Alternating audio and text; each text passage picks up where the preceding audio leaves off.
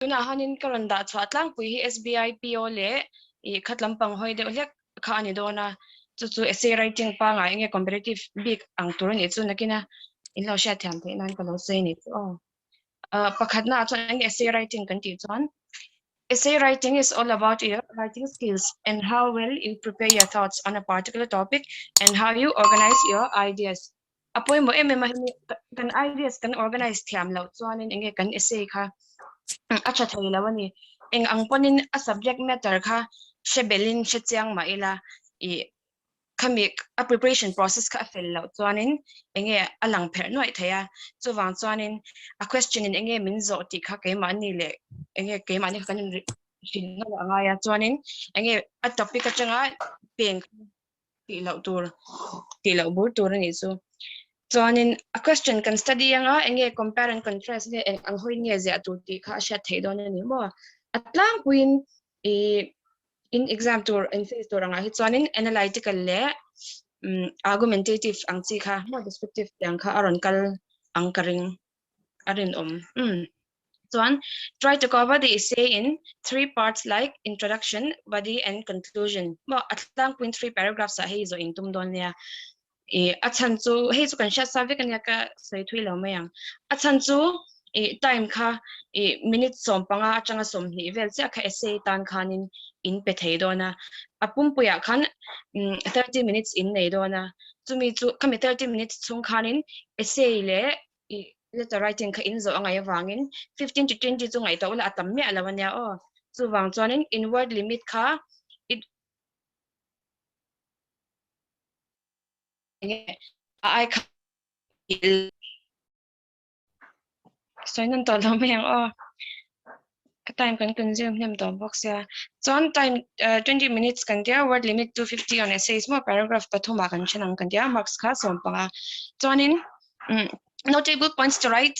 descriptive essay enge kan ru kan lo da tur essay ze line ti kha mo pakhatna chuan choose the questions wisely kan question kan thlan thia mangai enge topic sensitive lutuk enge political lutuk angtele ke mani opinion vor tamngai lutuk ang chi kha chu avoid thei sham chuan avoid tur options pania pakhat kan san thei tho chuan ka tiang chi kha avoid tur ane a him lutuk lawa chuan hei thil sensitive lutuk le enge thu in chu ang chi kal lai mek poi thei ang chi kha chu avoid thei chuan avoid tur ane ma se chu tiang ani lawa kan shat zong tak ve ve min ron chhop chha sak chuanin du to ka kan zia thei tur mo hei statistics le data po kan nei that deuh ang chi kha aron chhuak kop ani hlo chuanin anol puina an chan lo tur kha thlang ve thung tur enge mani stand out theina tur ang chi kha mo khang kha a question it landon khan erurwa ida anga chuan pakhat le panina chuanin 30 seconds chungin ithil zia tur kha erurwa I process tur ani second somthum ai rei man lo tur a thei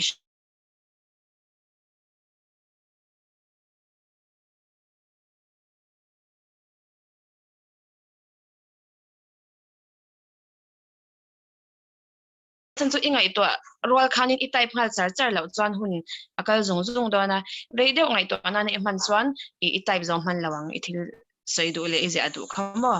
chuan a question number man mo lo ta khanin mai pal theina chu bang chuan enge b kha initial wat turani chuan palina chuanin indirection keys vel kha indisable don't ti kha in typing lai khan kha in sha anga chuan enge tinge tuna se kan zirnghal top le in lo ti me theya ange ama point ti me the ma se tuna hian chana ngai na chan chu pakhatna chuanin you cannot learn descriptive writing overnight zan khathil thu I thiam thei don lo zan khathil tu cham thiam chi ni lawa chu wang chuanin I chhiar tamangai essay shim chuanin enge a type of writing a writing style te mo competitive exam a chon kan soi to ang khanin analytical te argumentative te atlang puina ron kal china khatiang expository te narrative te kha enge argumentative te veli soi fa kharangai essay type kha kan shemem soi kher lo yan okay soi lo meng chu khatiang kha in lo shat belanga ya chu wang chuanin tuna changin in be chuanin point number 2 chuanin you need to read the right material you need to write the read the right documents in til char shimaka entina lekha char I tuimi kani iti amase novel hey Sidney Sheldon Jeffrey Archer ti velmo chetan bagati velir ka ilaw char chuan kami kha chanin engomachina English vocabularies ga khachu a boost mate he amase chumi ani lo chuanin apui lo tuklawang chu exam na tora chuan pawimawh chuanin newspaper daily newspaper kha miss out me alawa in charangai chuan newspaper in char po khanin eng section nge mo eng column nge kha pawimawh le tani business le a thei sham chuanin in tui phalawa ni pon editorial section vel te kha han en ula atira chuan in char tuing hal lo me thea in char chanani lo phei chuan ma se kami kha daily in char in ti tlaw chuanin kami kha na puidon chewa chuan enge current topics angmo khatia angkha in lo enge study ve charangai don ni chuan unwriting style te kha incomfortable pui angai dona kami kha in char tama in mitina amu tam kha chuanin enge in writing skills ka chu a improve nge don weile khata chuanin ani lo me theya ma se zoi in shat lo karin ma zan khathir tu thiam thing lo kan ti do khamo chuan chan tikhan zoi nang mani kha in lo in ma khwa thei ani chu chuanin exam na eng question nge anon da chwa shin te khain enanga khatiang hoizong de ulek te kha in char tur mil kha in zong ang o khatiang newspaper kherni lo pan social media te patura Instagram thengin enge char tur khadu phat chona tama chu in ngai venang chuanin poimawh le de pakhat chu kan Indian economy hi you have to have a good grasp of the Indian economy achan chu nakina khate angalam pang hoizong khan mo zona kha ron kal tam dona chan chu in atam zo kin in try kha chu bank le khatyang hoi ni wang khan kan economy kha in shat chan in bel he angai chuanin number 3 chuanin you have to memorize key events facts and names key events le tyang ang hi enge facts and figures te sha thailo de ni hi thil om ve theina ma se enge in argument support tur khan evidence in mamo dona evidence atam tok lo chuanin enge your essay kha eng angpon chama se it will look weak mo baseless deuh khan akalang ve thaya enge logic te kha chu cher chhuan nal bia mala khatyang ang point proof nan khan claim kha rol tur ishat lo chuanin enge apoi ve theini chuwang chuanin kha enge khatyang shat tum shima memorize tum shima enge by heart ati tuk po angai chuang ma se thil poimawh le enge tunlai thil tlang lon ang chi kha chu daily newspaper in char khanin enge ati khan a follow up te kha in elazel chuanin kami khanin by heart tuma char bur ngai lo khan zoi ni ta in subconscious mind alo store nga nakina exam huna in chut huna khanin apui don cheu chuanin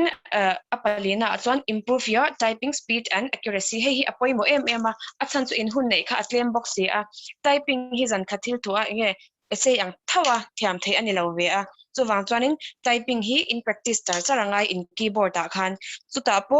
enge laptop atang khan typing zir kha afu ber le chuang lo ta apoimo chu englawangai keyboard chan mo apa ngai nakina in exam huna in keyboard mantur ang chi kha khatyang kha kami mang khan in typing speed kha enge atlem bera 30 words per minute kha chu ni se he chuan 50 po mo khatyang khan chuan accuracy hi poimo len chu in type swal noka in englo nok chon nakina nang ma ni tan ve khan hun tlem de ukara khanin enge in let le angaya khatyanga mistake kha tuna enge alo kan typing kan zir khan alo sen chin ta tro atlang puin khamyang grammatical errors te lom chan lo shing ta khatyang kha om don lo chuwang chan in practice po khan a thei chuanin notepad a emo ti sham tur word pa ngai ani lawin chuanin pangana chuanin prepare and practice kan tia in preparation hi apoimo in prepare chat meow chuan mo hot topics enge burning topics kha in lo belviao chuanin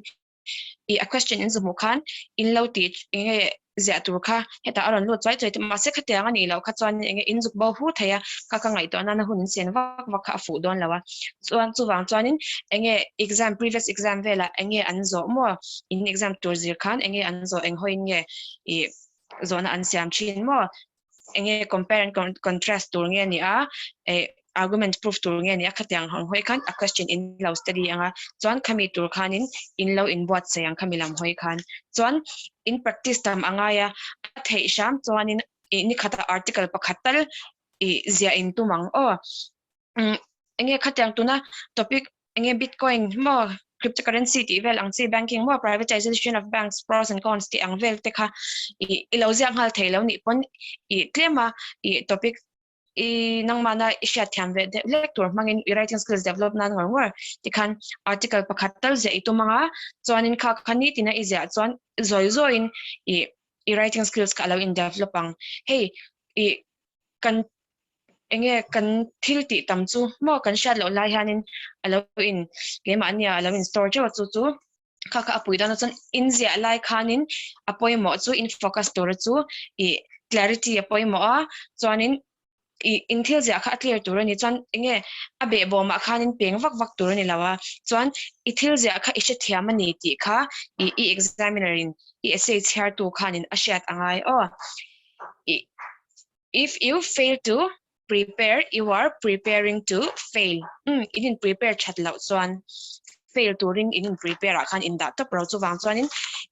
hey descriptive he kan ngai pawimawh lo china a chen chuan enge atopa zira te kan da me china ma se ani lawa a deciding factor ani chen kha oma in exam khan objective in clear vek nuwa mo kha chu in paper kha chuan endon chu wang chuan interview intro do ani chuan hemi descriptive hi in ngai tha thiang lo a pawimawh top ti na ni chu chuan next chuan introduction essay chuan introduction am shina turo enge kan enang is about 3 impressive sentences introduction hi a pawimawh lu toka athan chu a purpose to it stimulates an interest in the topic mo a reader kha a interested theinan khanin introduction kha moi nai takin impressive sentence kan tina chan kher po kha anita chuan start your essay with an introduction that should provide a brief overview of the points which is going to be discussed in detail within the body of the essay kha a general la chuanin a pawimawh na chu a outset a tirte a khanin mo ihan emphasize ang a topic ithlana kha ithan chan kha enge a pawimawh ingai pawimawh zong takani kha enge word lekin isoi thiam turani ma se word ko ti wang khan he I points va exaggerate cham nam pangkha ani chuang lawa a reader interest kha I hold theina tur khan tumi wang ngor chuan enge statement kha enge a short toite temo ma se pointed de kha imang thei chuanin next chuan writing good introduction will help you to grab the examiner's attention more. The examiner will then be curious to read your whole story, which will eventually lead to good marks. Chuan a thei lo puna poi lo ma se a thei chuanin topic a khanin enge bird's eye view more history tlemte enge history kami history tlemte angkha ize thei chuan a chalu toka ma se a remarks kha se yangai lo sei to angkhan atoi fel turani chuanin ideas kha you have to keep it conservative thil thar enge vadua athan chu in paper check tur kha in rilwa inda angai tu tenge anni mo thil thar du akhatyanga enge nangma opinion iwa suggest vak angle khatya angchi angkha chu avoid sham turania chuan moderate enge general de wati tur kati chuang lawa ma se enge point improve do ni pon enge claim a conservative lampang hoi zong khan isuzok donania chuanin a body hi chuanin enge statistics le facts hi pawimawh more revise statistics and facts of important topics hi pawimawh chan chu facts le illustrations enge iman tam kha khami khanin enge order in an orderly and coherent manner irem pei chuanin khami khanin tam takin thu soidona examiner ruwa khan this technique will help you to write good and meaningful essays in less time more providing facts and statistics in the essay will provide strength to your story khami kha ani rolin enge statistics le facts kha da tur inei lo ni po khan zamviau kha angai chuang lawa chuba ka statistics shat zong kha ivada kha achul chuang lawa a relevant chau kha ithlang chuak thiam turani chuan khami ivada lang khan a follow up khanin intekati ang enge thu kha iman thau thawangai kami kha ivada lana wang khan ilo chapaw viau turin ilo kami kha ivada anga chuanin kami zui khan kami base khan I thumal at aron enge sentence dot le kha kami horizon khan I herangai o kha tenga vada thor ringot kha umjam swang la o I point I proof nana clear taka I mangani don swang la chuanin kha tenga vati vak vak umjam swang la chuan use current affair points or statistical report related to topics if needed achul so chuan achul lem lawa vati kha chu extra ti lo sham tu chuan be precise and stick to the word limit kha amatero 250 kha pel lo sham tu kan tia chuan I sentence say de kha kan avoid tanga chuan atoi fel kha kan thlangang achan chu sentence athui chuanin examiner tan po khanin attention kha enge mundanga alo peng pal thaya chuwang chuanin I engage to chuan long sentences kha I avoid tanga chuan facts po sei to ang khan exaggerate angai lawa tero chuan small paragraphs is easy to read zo nai nei mi hello ka chong clear em Clear. Chuan be precise about what you are conveying and don't go away from the topic. A topic atanga pen hi all the mania tro hi thil soi te pon ti pon a topic enge kan soi tum kan soi ma he abe bom kan soi tam lu tok chuan enge ka soi tum kha te po kan ti ve fo chini ka tyang deuh che khan writing a phei chuan kha I chong ain ala pawimawh le zwal chuwang chuanin a point a fak kha insoi turani abak vak kha angai lo chuan a conclusion chuan always have a solution to your essay be positive at the end key points constructive feedback kha impact turani conclusion hi introduction ang thau in a poem or introduction phuzatin tiang achan chu it is the conclusion that will leave the final impression more on the mind of the reader ruwa khan impression siam tur ber ani wang khan introduction I uluk ang zet khan a conclusion po I uluk angai chuwang chuanin a witty thei phei chana chalu toka chuan original angai boka original dewin enge midang soi chin va plagiarize te kha a fu bia don lawani chuwang chuanin hey satisfactory de end do chuan enge mani witty de ulek le tyang kha ilo in prepare thei introduction po thui no conclusion po thui angai lawa chuanin I problem kha intiran problem lampang lo ni ta se unemployment ta lo ni ta se kha I topic khana ni chuan atopa khan engting unemployment hi enge kan sut kyang ti ka solution effect thei kha du to sam khami khanin extra points apeyang che chuanin always be positive at the end enge negative de I say kha iti top turin lo enge a engzong le khata angzong khan mo iti sham turna chon key points te kha atopa khanin ilak lul thele the kha chon acha chuan constructive feedback hi pe kha acha tang hui chu conclusion a chon lamni ta se